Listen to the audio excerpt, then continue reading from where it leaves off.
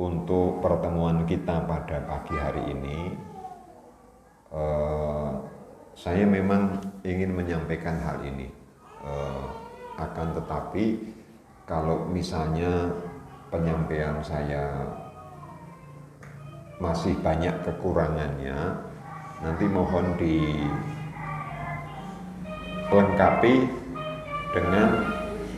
dengan diskusi ya, dengan pertanyaan. Barangkali ada yang belum sempat saya jelaskan, silakan nanti kita sama-sama diskusikan, khususnya tentang ibadah siyam ini, tentang ibadah puasa ini. Nah, penting. Baik, jamaah yarhamukumullah, saya akan awali. Saya mengambil judul Gugah Takwa dengan Puasa. Sebetulnya gugah itu bahasa Jawa, ya, Pak. Ya, membangunkan, ya, membangunkan. Jadi jamaah sekalian, saya sendiri juga terus terang, takwa kita ini kadang ngantuk, kadang tidur, takwanya loh ya. Takwanya itu kadang tidur pules, ya. Maka takwa itu perlu dibangunkan, perlu digugah. Nah, cara menggugahnya itu adalah lewat puasa, lewat ibadah puasa bulan Ramadan itu. Dan itu adalah kehendak Allah Subhanahu wa Ta'ala. Karena sebetulnya jamaah sekalian, insya Allah kita ini kan sebetulnya punya takwa, toh. Nah, cuman takwanya kadang-kadang melempem itu. Nah, sehingga perlu digugah dengan puasa. Insya Allah ayatnya sudah tidak asing lagi di tengah kita bersama. A'udzubillahi minasyaitonirrajim. Ya ayyuhalladzina amanu kutiba alaikumusiyam kama kutiba alal ladzina min qablikum la'allakum tattaqun. Ya. Saya dulu pernah menyampaikan ayat ini menjadi teguran bagi kita bersama,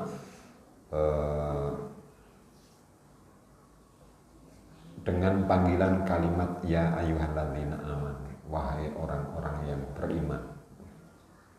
Jadi di dalam ayat ini jamaah yarhamukumullah, agama Islam itu menginginkan supaya kita ini tidak ada yang namanya rasisme, kesukuan. Islam ini menghendaki supaya tidak ada kebanggaan kesukuan, tidak ada kebanggaan rasisme, membeda-bedakan dengan warna kulit. Kemuliaan seseorang, kerendahan seseorang diukur dengan warna kulit, diukur dengan keturunan. Tidak sama sekali. Salah satu di antara buktinya adalah Rasulullah Shallallahu Alaihi Wasallam ini mengatakan, seandainya Fatimah itu mencuri, maka aku yang akan memotong tangannya. Jadi nggak peduli itu keturunan Nabi, itu nggak peduli. Ukurannya bukan rasisme, bukan keturunan, tapi adalah ketakwaan. Biarpun paman Nabi yang namanya Abu Thalib itu perjuangannya sudah luar biasa, ya tetap mlebu neraka, tetap masuk neraka, tetap tidak bisa. Kedekatan dengan Nabi kemudian menjadikan terbebas dari azab, itu tidak bisa.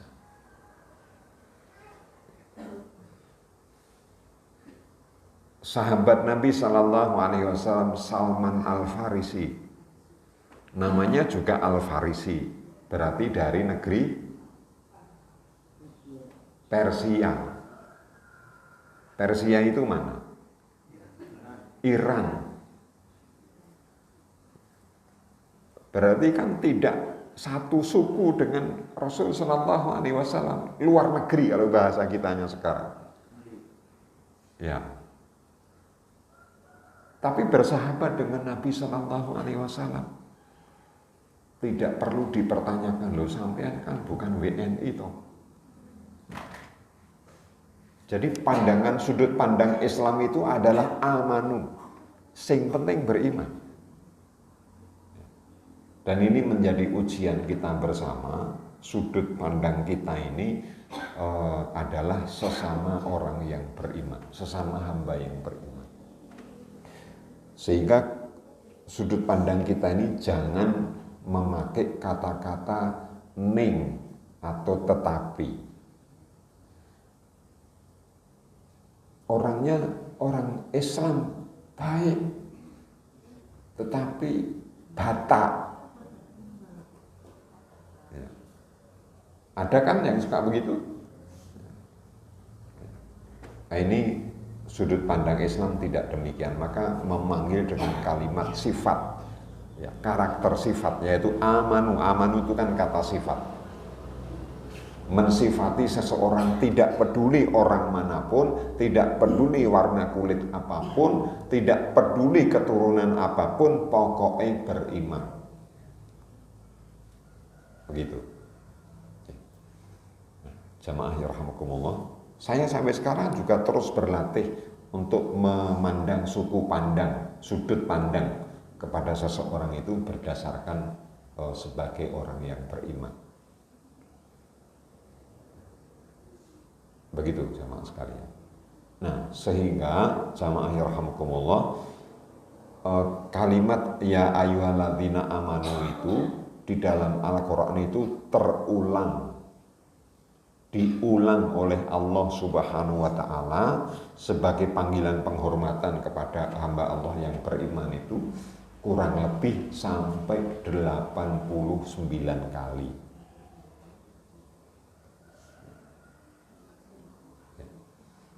Sampai 89 kali sebutan ya ayyuhalladzina amanu, ya ayyuhalladzina amanu, ya ayyuhalladzina amanu. Jenengan percaya enggak kalau jumlahnya 89 kali? Kalau enggak percaya cari sendiri. Cari aja.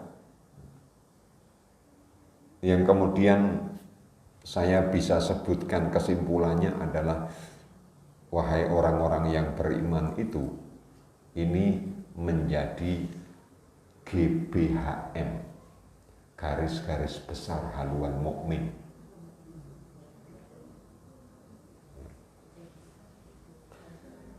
Dengan kata lain, kalau kita sebagai orang yang beriman, kemudian hanya mengamalkan ayat yang ya ayyuhalladzina amanu saja, itu imannya sudah oke. Sudah oke. Karena kalimat yang ya ayyuhalladzina amanu itu komplit. Tata cara bertamu ya ayyuhalladzina amanu. Tata cara bermasyarakat ya ayyuhalladzina amanu. Tata cara pribadi tentang akhlak ya ayyuhalladzina amanu. Tata cara makan, ya ayyuhalladzina aman. Tata cara berpakaian, ya ayyuhalladzina aman. Tata cara bernegara, ya ayyuhalladzina aman.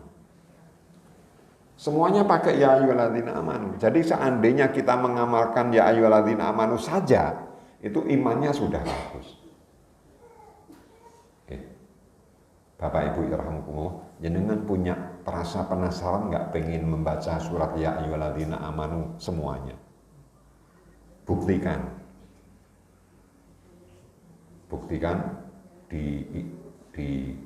dicari isinya apa saja. Tentang perang, ya ayyuhalladzina amanu. Begitu jamaah sekalian. Nah, ini kita tahu yang satu ini, yaitu wahai hamba-hamba yang beriman, kutiba alaikumusiyam. Ditetapkan untuk kalian, ya, menggunakan kata-kata ala, alaikum, ala, Itu karena puasa itu cukup memberatkan. Ya, jadi kalimat Al-Quran atau bahasa Arab yang menggunakan kalimat ala itu cenderung memberatkan. Ya. Kalau kita kerjakan berat itu maksud saya. Ya, contoh yang paling sederhana adalah Assalamualaikum. Itu kan pakai ala tuh. Assalamualaikum. Itu berat. Kenapa berat? Karena dengan saya mengucapkan Assalamualaikum kepada panjenengan, itu artinya adalah saya itu membuat pernyataan jenengan saya jamin selamat dari kejahatanku. Jadi kalau saya mengucapkan Assalamualaikum, maka saya mengatakan jenengan saya jamin selamat dari kejahatanku. Aku tidak akan berbuat jahat kepada jenengan. Ya. Terus kalau jenengan menjawab Waalaikumsalam, itu berarti demikian juga. Aku juga menjamin engkau tidak akan kena kejahatanku. Begitu jamaah sekalian. Berat enggak? Berarti selamat dari kezoliman, selamat dari kecurangan, selamat dari ghibah, selamat dari macam-macam kejahatan-kejahatan itu saya tidak akan. Itulah artinya orang yang menyebarkan salam itu akan masuk surga. Kenapa demikian? Karena orang-orang yang sudah mendapatkan salam dari kita itu selamat dari kejahatan kita.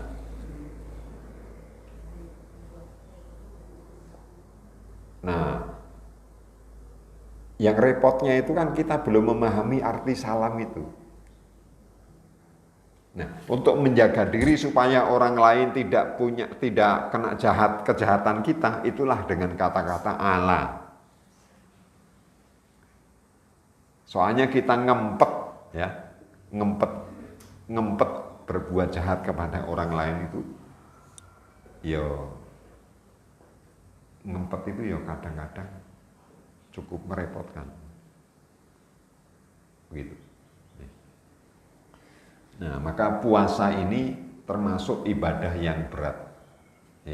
Ibadah yang berat. As-siyam. As-siyam bahasa Arab, bahasa Indonesianya adalah imsak. Ya, jadi terjemah daripada as-siyam atau sinonim kata lain daripada as-siyam itu adalah al-imsak. Kalau bahasa Indonesianya adalah menahan diri. Menahan diri. Nah, menahan diri, ibadah yang sifatnya menahan diri itu bahasa Arabnya namanya ibadah tarkiyah. Ibadah tarkiyah. Tarkiyah itu maksudnya adalah kita meninggalkan sesuatu tapi nilainya ibadah gitu loh. Kita meninggalkan sesuatu tapi nilainya ibadah. Itu namanya ibadah tarkiyah. Nah, puasa itu kan meninggalkan makan, meninggalkan minum, itu ibadah. Maka prakteknya kita di dalam keseharian sama sekalian itu kalau suatu saat kita menolak ajakan seseorang, yuk Pak, kesana yuk, mohon maaf saya tidak ikut. Kenapa kok nggak ikut? Karena perbuatan tersebut harus saya tinggalkan. Nah, itu namanya ibadah tarkiyah. Nah, siyam itu merupakan ibadah tarkiyah.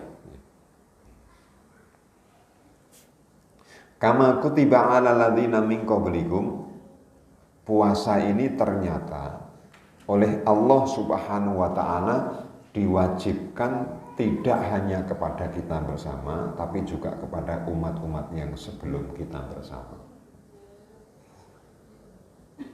Ini ada dua riwayat, yang saya tulis di sini hanya satu riwayat, menyebutkan bahwa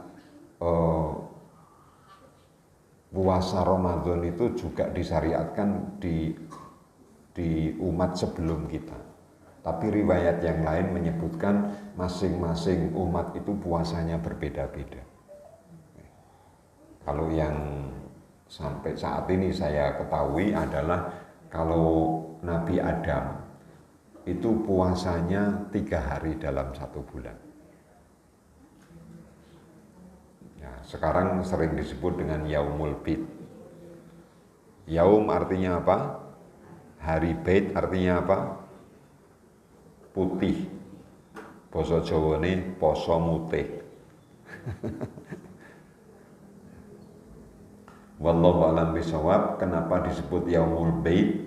Karena dalam tempo 3 hari itu Nabi Adam itu pulih kembali, kulitnya menjadi putih. Jadi Nabi Adam itu turun ke bumi ini kulitnya gosong. Kenapa gosong? Karena melanggar aturan Allah Subhanahu wa Ta'ala. Kemudian disyariahkan untuk bertobat. Salah satu tobatnya adalah berpuasa. Puasa hari pertama warna kulitnya berubah sepertiga. Warna kulit yang kedua berubah ketika puasa yang kedua. Kemudian utuh kembali seperti semula di puasa yang ketiga, kembali cerah kembali. Sehingga disebut Yaumul Bid, hari pemutihan. Jadi zaman Nabi Adam itu kalau berdosa, kalau berbuat salah, langsung berubah, ada tandanya di kulitnya. Kalau sekarang orang berbuat dosa kemudian berubah wajahnya.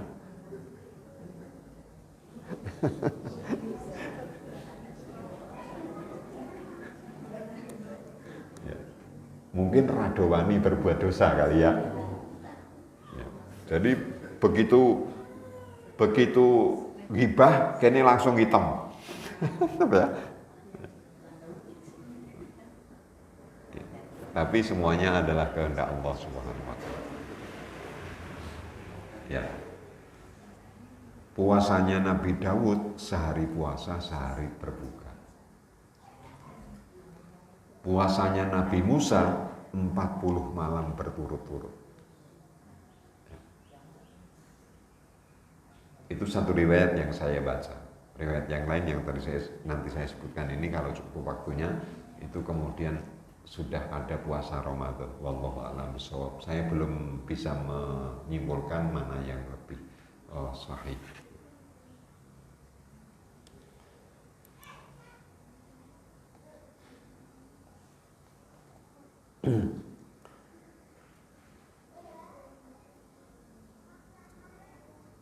Ya, supaya takwa, supaya takwa itu saya terjemahkan menjadi supaya takwa kalian kembali segar. Ya. Takwanya muncul kembali, kembali segar, karena takwa itu kadang-kadang melempem, kadang-kadang ambles, ditelan kesibukan.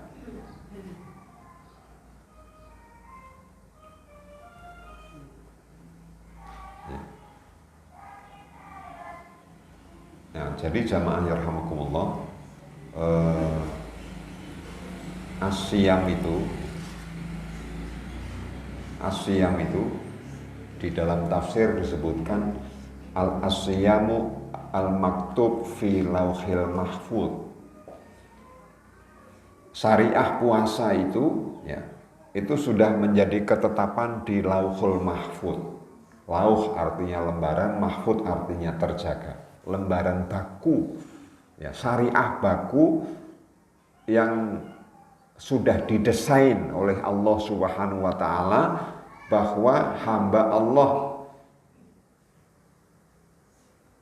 dalam hal ini adalah kita, itu dalam hidupnya harus menjalankan puasa. Itu sudah ketetapan.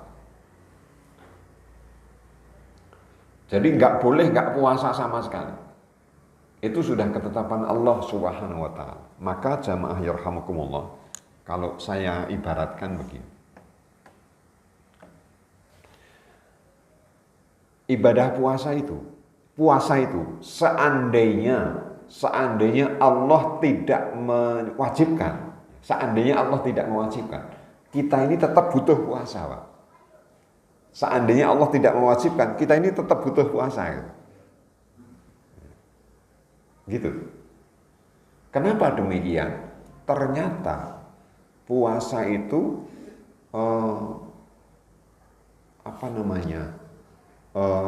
merupakan install ulang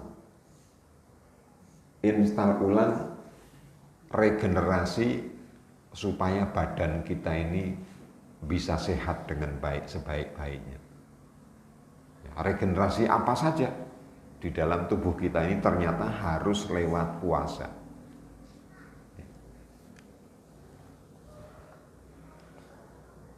Ya, ada enggak sistem pengobatan lewat puasa? Ada. Ya. Kalau di kita ada yang kemudian diet lewat puasa. Jadi nawaitu dietan.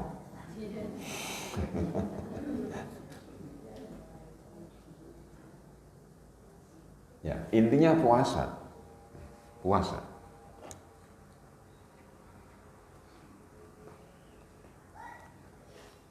Dan ini pula jamaah yarhamukumullah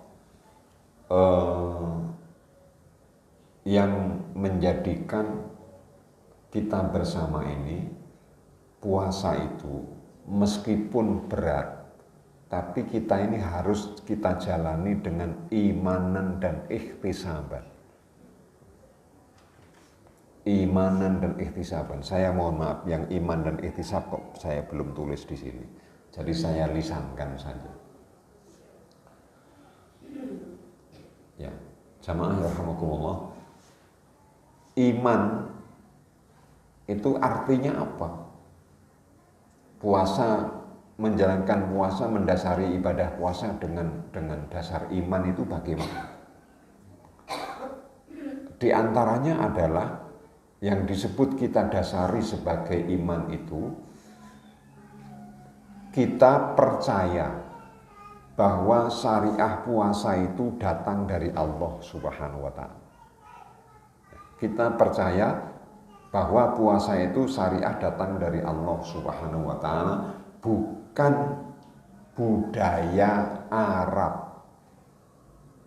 Ya, bukan budaya wilayah tertentu, bukan.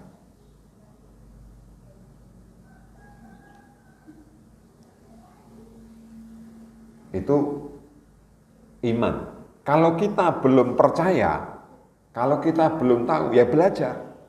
Belajar sampai tahu bahwa puasa itu adalah bukan budaya. Ya, puasa itu adalah aturan Allah Subhanahu wa taala. Dan aturan Allah Subhanahu wa taala itu bukan untuk Allah, tapi untuk kita sendiri. Supaya kita ini bahagia, supaya badan kita ini bagus.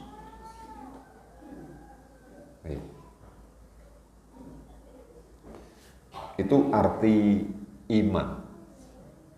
Kemudian arti iman yang berikutnya, yang keduanya. Jadi yang pertama adalah kita harus meyakini atau percaya atau menelusuri bahwa puasa itu bukan budaya Arab, puasa itu adalah berdasarkan wahyu Allah Subhanahu wa taala yang dibawa oleh Jibril, disampaikan kepada Nabi Muhammad SAW, kemudian dilanjutkan sampai kepada kita bersama.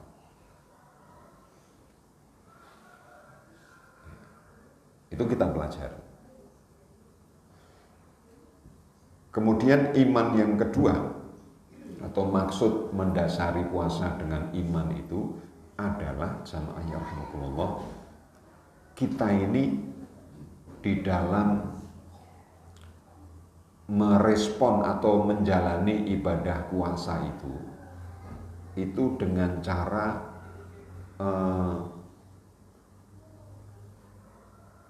kalau di dalam bahasa Arab disebut tiba bihi nafsuhu. Tiba bihi nafsuhu itu artinya adalah mengkondisikan jiwa raga kita ini welcome, menerima ibadah puasa itu dengan rasa suka. Dengan rasa suka. Nah, ini oleh masyarakat kita bersama itu kemudian digagas-gagas supaya menimbulkan rasa suka, maka muncullah tulisan marhaban ya Ramadan.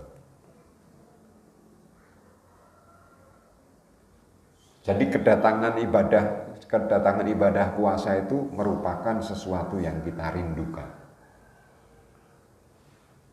Sehingga di dalam menjalani ibadah siam ini kemudian nyaman.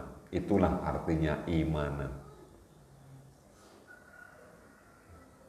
Kemudian ihtisaban yang sering kita dapat terjemahan yaitu mengharapkan pahala dari Allah Subhanahu wa taala.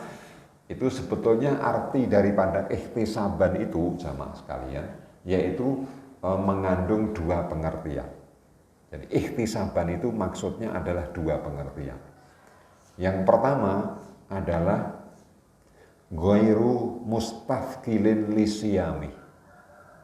Saya mohon maaf belum sempat saya tulis, saya memang belum sempat menulisnya.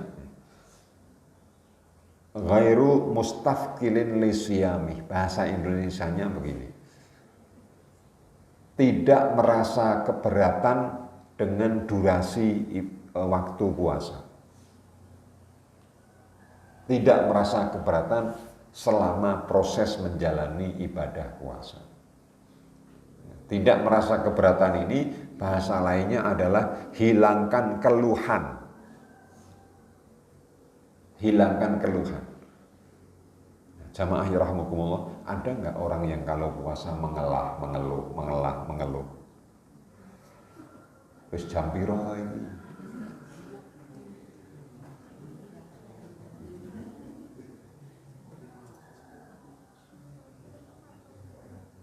Ya. Jamaah ya rahmukumullah. Mohon maaf. Kita pernah enggak ibadah puasa itu mengeluh? Masya Allah, kok aneh banget, melilit banget ini. Pernah enggak?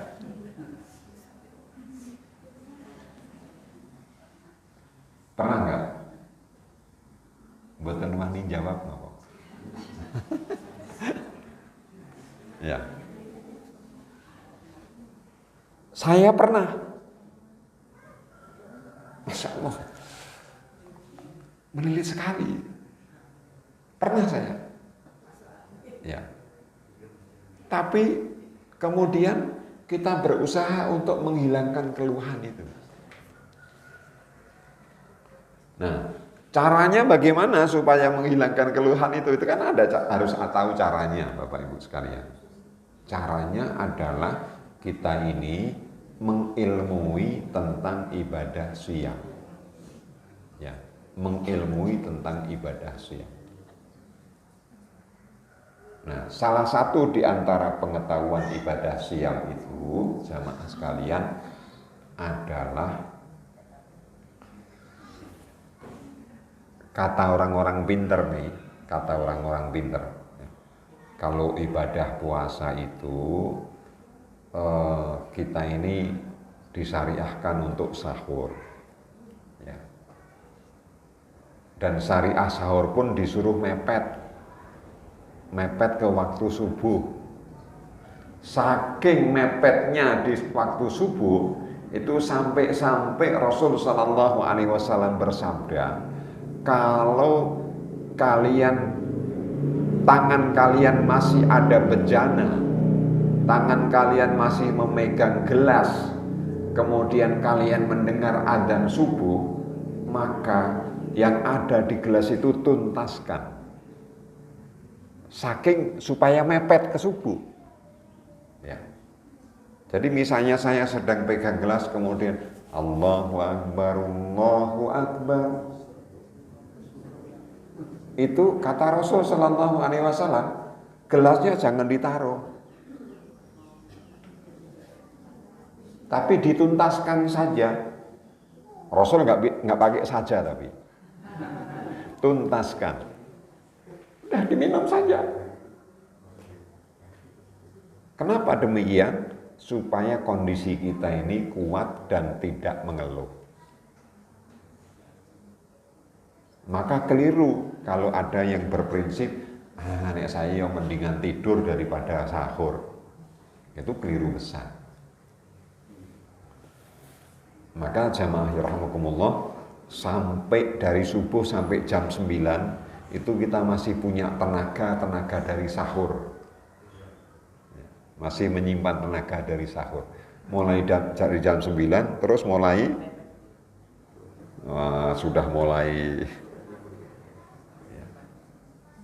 sudah mulai hilang itu bekal sahurnya sudah habis. Nah, ketika sudah habis, jamaah sekalian, asamnya kemudian bergerak. Asamnya kemudian produksi lebih banyak. Mohon maaf, tolong angkat.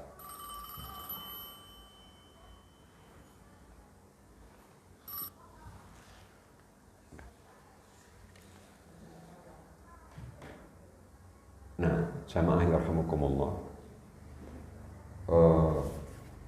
ketika asamnya mulai produksi banyak, maka puncak daripada asam itu produksi banyak itu kemudian sampai jam 11-an, sampai jam 12, maka kemudian melilit banget.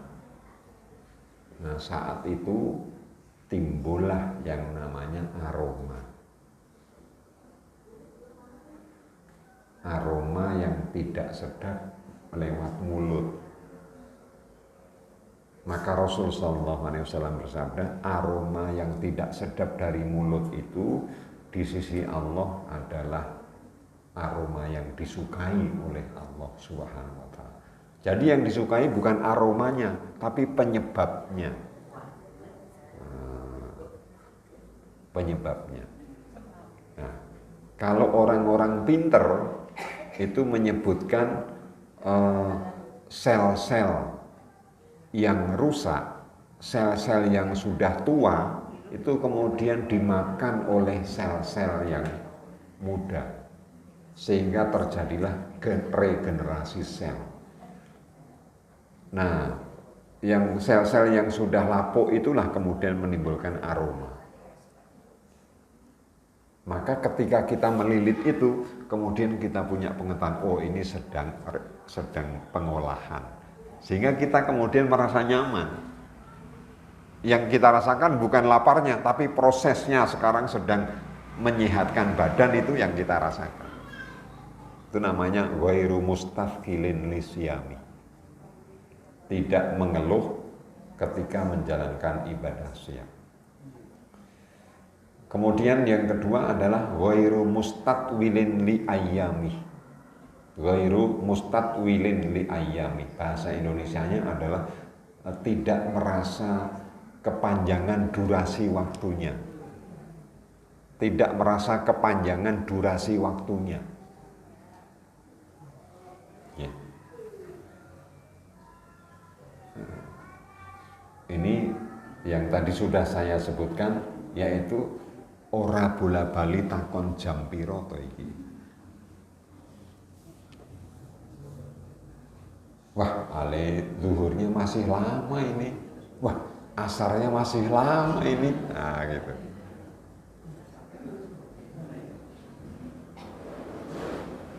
Kemudian ada lagi yang bertanya begini, lebarannya kapan toh? Jadi dihitung-hitung gitu. Ini puasa keberapa toh ini? Ke-16. Berarti dihitung-hitung aja. Nah, jamaah sekalian, supaya tidak ngitung-ngitung bagaimana? Itu kan perlu pengetahuan. Wallahu a'lam bishawab, jamaah yarhamukumullah. Lagi-lagi, dan biasanya orang-orang yang penasaran terhadap syariah Islam itu orang-orang kafir. Ya. Orang kafir itu sering penasaran kenapa harus 30 hari? Kenapa harus dari subuh sampai maghrib? Itu kan sering penasaran. Kemudian terketemukan lah. Dan biasanya kalau sudah ditemukan hikmahnya itu, orang-orang kafir itu kemudian masuk Islam biasanya. Nah, terketemukanlah kenapa harus 30 hari, kenapa harus 1 bulan, 29 atau 30 hari. Itu menyebutkan bahwa ternyata reproduksi, instal ulang saraf-saraf di dalam diri manusia itu membutuhkan durasi waktu 1 bulan. Jadi nggak boleh lebih, nggak boleh kurang.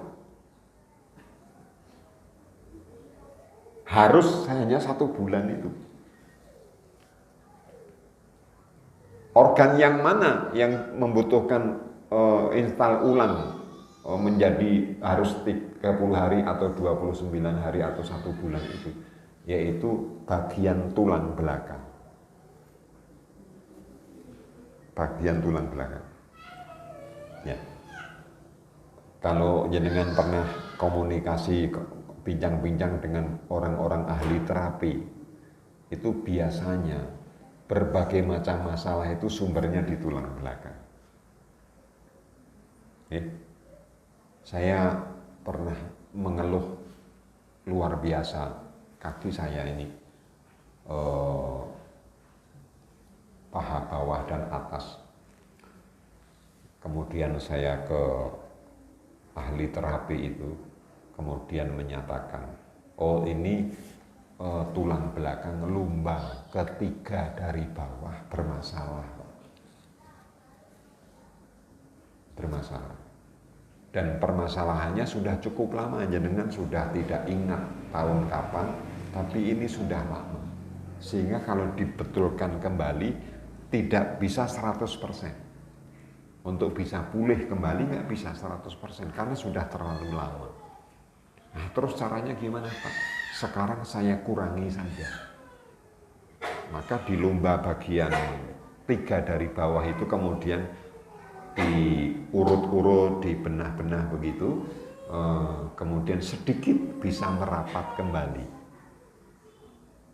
Dan kemudian saya rasakan, oh iya, sekarang sudah nyaman saya di bagian kakinya, gangguan bagian kakinya itu. Jadi sumber kesehatan itu di tulang belakang itu. Maka jamaah yarhamukumullah, salah satu di antara, ini bukan promosi, ya, sama sekali bukan. Salah satu di antara terapis yang sekarang ini kemudian juga bermunculan, itu ada yang namanya terapi totok punggung. Pernah dengar? Di Magelang belum? Oh, sebetulnya praktisi totok punggung sudah banyak di Magelang ini, cuman belum masyhur ya, belum masyhur. Totok punggung itu jadi yang dibenahi itu hanya tulang belakang saja.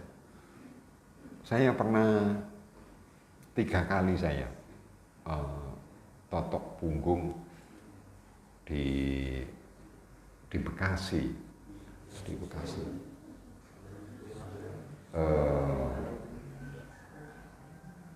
Karena yang penemu pertama yang orang di Bekasi itu, namanya Ustadz Abdurrahman kalau tidak salah.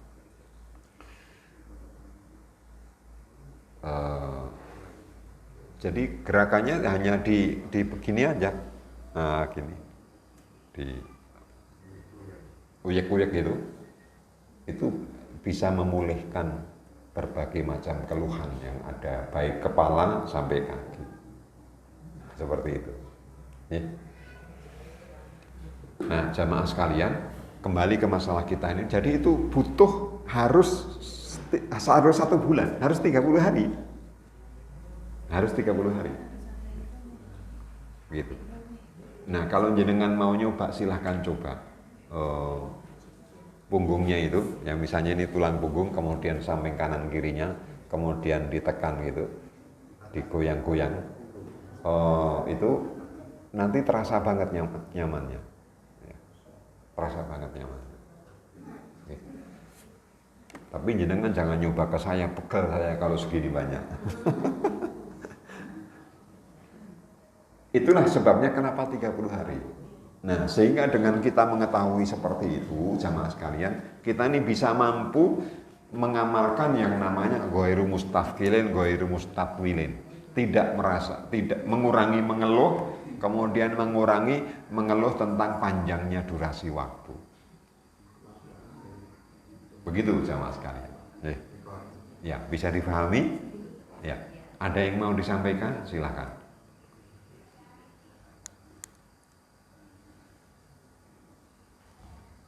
Ya, saya sudah sampaikan di awal, kita bantu dengan diskusi karena tidak mungkin kita bahas semuanya. Monggo kita persilakan kalau ada yang mau disampaikan.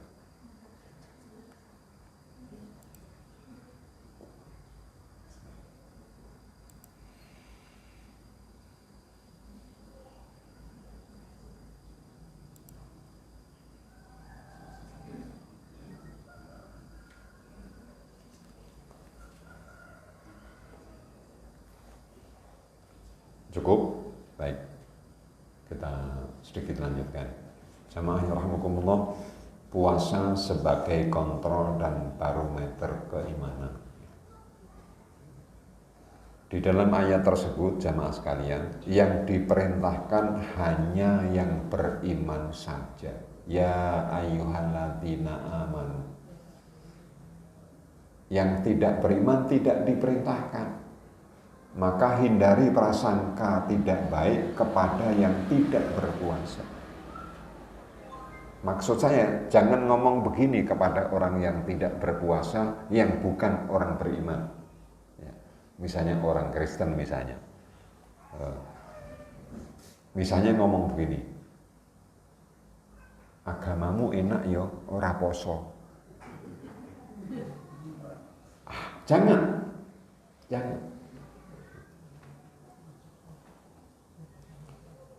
Saya poso ya, muslim ya saya.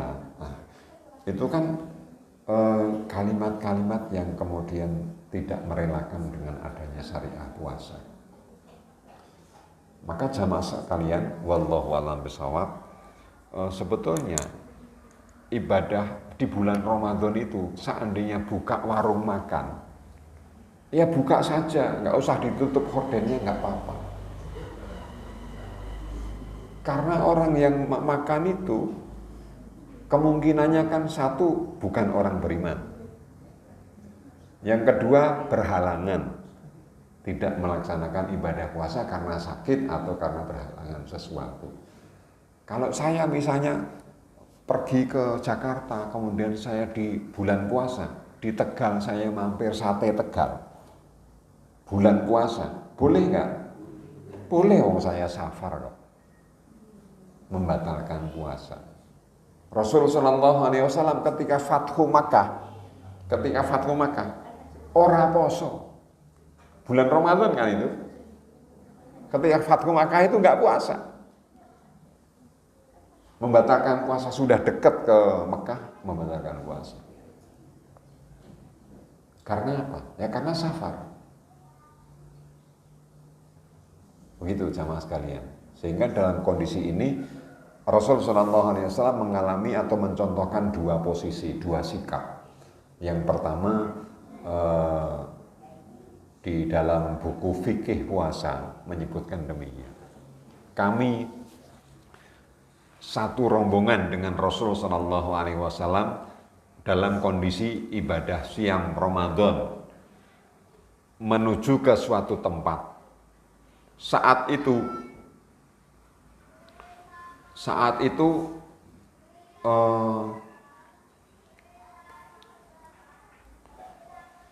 kami mendirikan tenda. Nah, ketika mendirikan tenda itu Rasulullah SAW bersabda, yang sedang berpuasa silahkan istirahat karena perjalanan panjang. Yang tidak berpuasa silahkan membantu mendirikan tenda. Kata para sahabat saat itu, maka di antara kami tidak saling merendahkan dan tidak saling memuji antara yang puasa dengan yang tidak.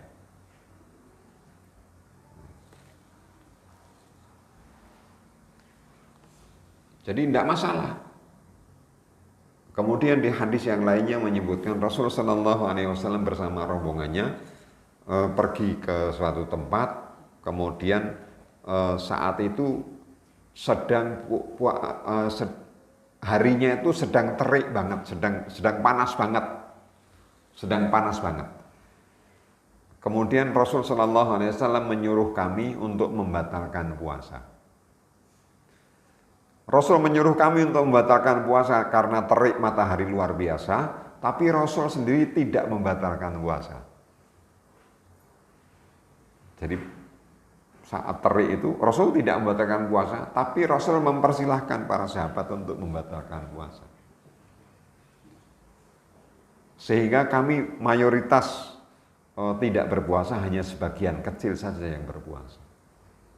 Di kesempatan yang lain, Rasul Shallallahu Alaihi Wasallam bersama rombongan ke satu tempat, saya tidak ingat nama tempatnya, suasana sejuk, nyaman, tidak terik sama sekali. Kemudian sebelum sampai tempat itu, Rasul Shallallahu Alaihi Wasallam membatalkan puasa.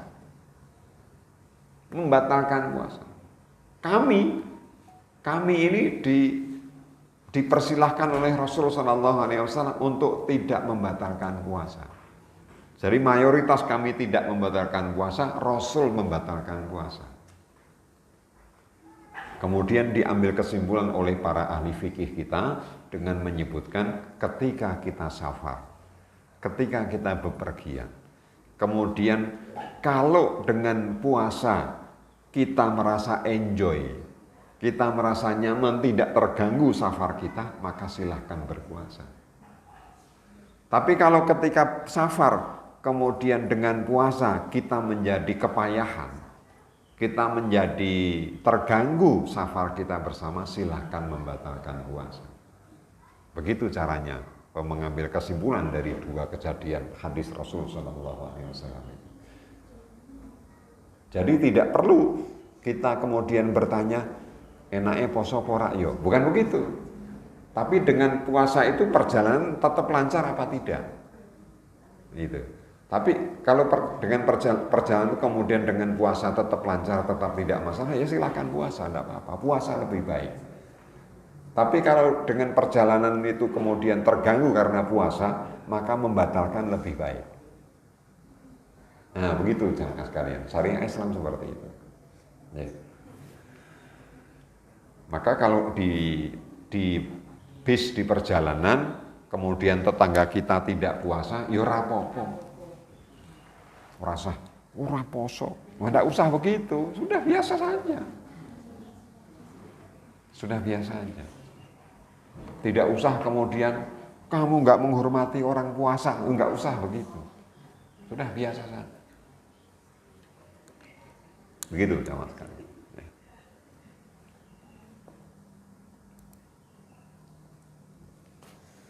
Ya. Ini tadi sudah saya sampaikan lebih detail mengapa puasa itu diharuskan.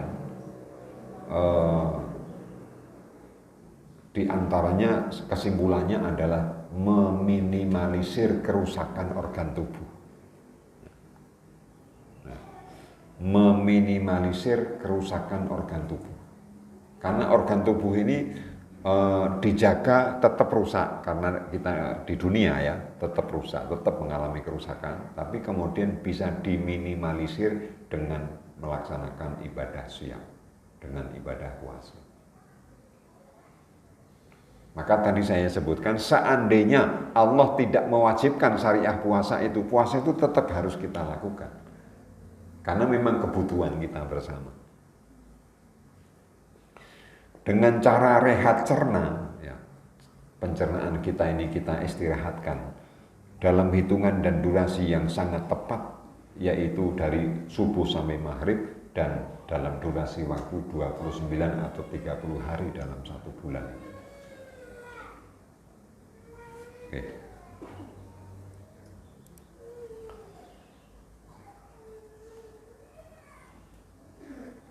Kemudian install ulang atau menstandarkan kembali hormon yang ada dalam tubuh dan sel yang ada dalam tubuh.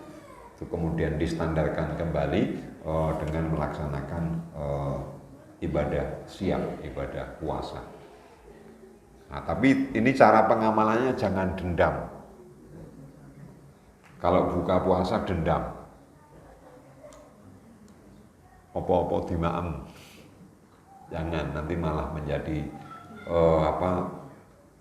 refresh itu tidak tercapai, ya, tidak tercapai.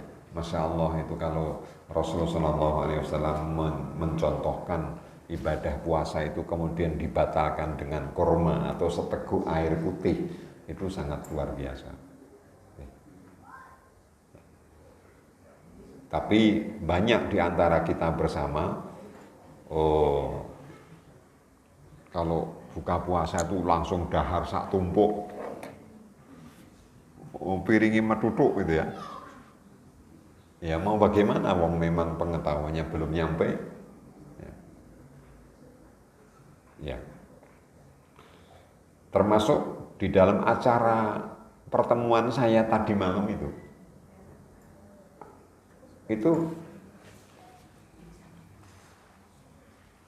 sebelum berbuka puasa itu sudah disediakan nasi goreng. Ya, sebelum berbuka itu sudah disediakan nasi goreng. Masya Allah, ini berarti buka ini langsung ngantem segini banyak ini. Alhamdulillah, kemudian Ustadz Alfian itu karena duduknya berdampingan dengan saya, kemudian bertanya ke saya, Ustadz, ini kita makan dulu apa sholat dulu? Ya. Yang lainnya menjawab makan dulu gitu kan.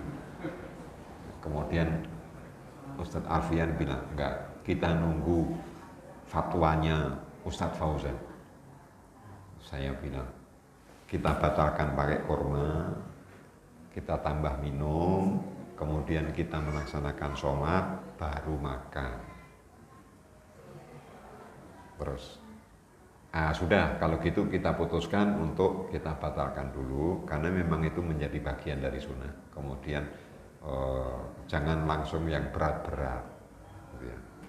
Nah, karena kalimat itu kan baru sekali itu, kemudian sudah ada yang makan nasi goreng, langsung dihabiskan. Loh, ini kenapa kok makan nasi goreng? Pun boten kiat. Seperti itu. Jadi biar hormon kita, kinerja tubuh kita menjadi baik, sehingga bisa lebih baik.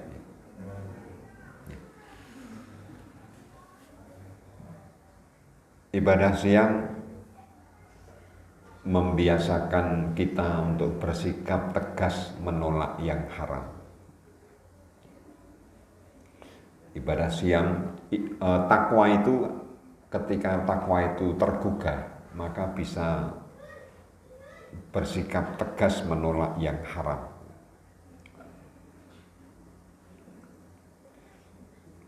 Contohnya adalah berani tegas menyatakan tidak mau makan, tidak mau minum kalau memang belum waktunya. Itu kan tegas, berani tegas. Jadi kan kalau sekarang dibagi snack mau dahar nggak? Nyicipi sidik gelem, sidik tok. Nah, kan kita bisa tegas itu kan.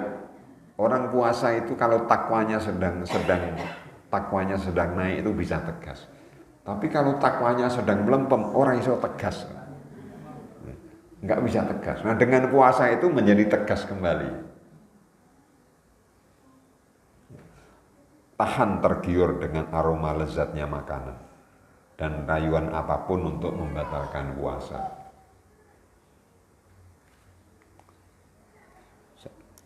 Saya kemarin ketemu dengan orang Secang itu, bilang ke saya gini, Pak, saya ini naik motor dari Secang sampai sini kok rasanya salib. Terus saya bilang, ayo toko minum saja, gitu kan. Toko minum saja. Nanti kalau ditanya poso nggak poso, bilang gitu. Tetap nggak berani. Ya, kenapa nggak berani? Karena takwanya sedang muncul. Ya, takwanya sedang muncul. Berani bersikap. Kemudian jamaah yarhamukumullah, siam itu membawa kita kepada sebuah kesadaran, membawa kepada kita kepada sebuah kesadaran bahwa tekad yang kuat dan keseriusan di dalam menjalankan perintah ibadah, ya,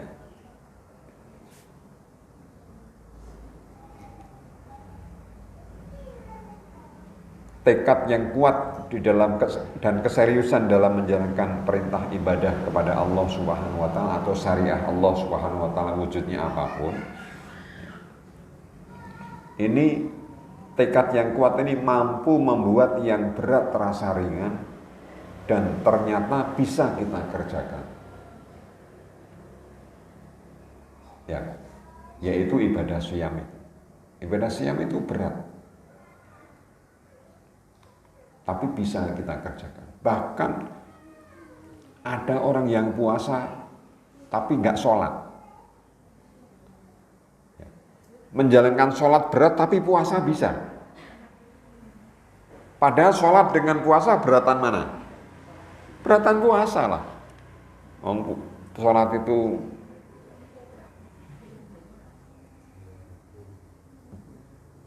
sekhusuk-khusuknya kita, selama-lamanya kita, itu kan 4 rakaat 10 menit. Itu sudah khusuk banget itu. Ada yang 4 rakaat 2 menit. Tapi tetap lebih kuat melaksanakan puasa itu kan karena tekadnya kuat.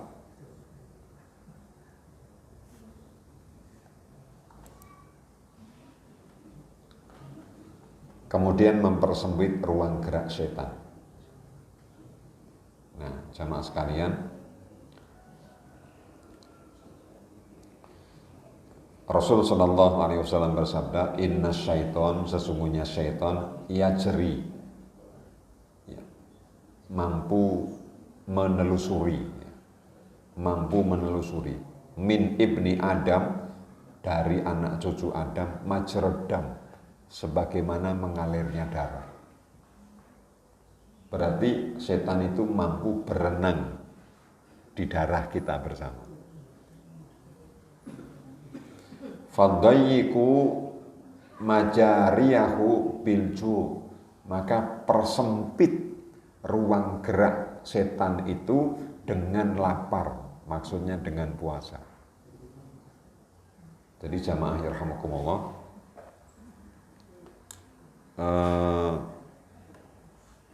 panjenengan sekalian pernah dengar orang yang sakit diabetes, sakit gula ya?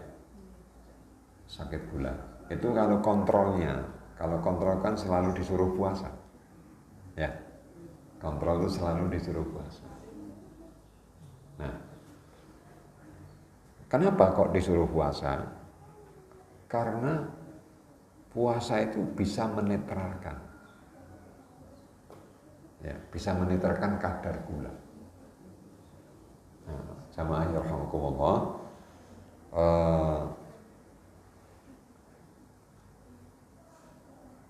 darah kita ini diproduksi oleh apa, Bapak Ibu? Darah kita ini bisa menjadi darah baik itu dipengaruhi oleh apa? Oleh makanan. Jadi darah kita ini kemudian kotor juga karena makanan. Nah, berarti kalau kita ini mengkonsumsi yang membuat darah kita ini kotor, itu membuat setan kerasan. Ya, membuat setan kerasan. Maka bersihkan dengan puasa. Bersihkan darah itu dengan puasa.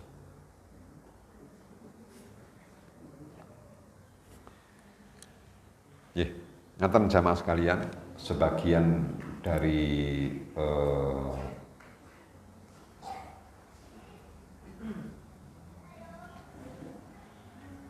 penjelasan daripada tafsir Al-Quranul Karim yang ada di surat Al-Baqarah ini kita ambil sebagiannya, ya. Sebagian daripada masyru'iyatus siam, ibadah siam Ramadan ini.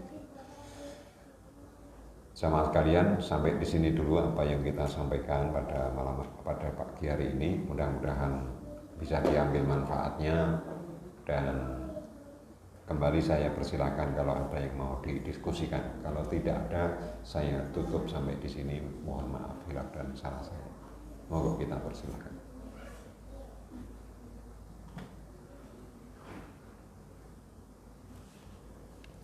Ya, kalau sudah cukup, alhamdulillah atas segala perhatiannya. Mohon maaf segala hilaf dan salahnya. Saya akhiri. Billahi taufiq ila qomitorik. Wassalamualaikum warahmatullahi wabarakatuh.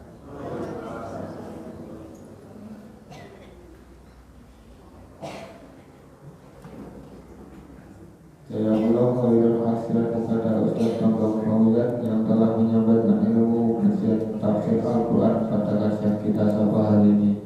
Semoga apa yang telah disampaikan dapat bernilai pahala di sisi Allah Subhanahu wa Ta'ala. Untuk mengakhiri kajian kita sapa pada pagi hari ini, mari kita bersama-sama mengucapkan hamdalah, istighfar dan doa kafaratul majelis. Alhamdulillahirabbil alamin.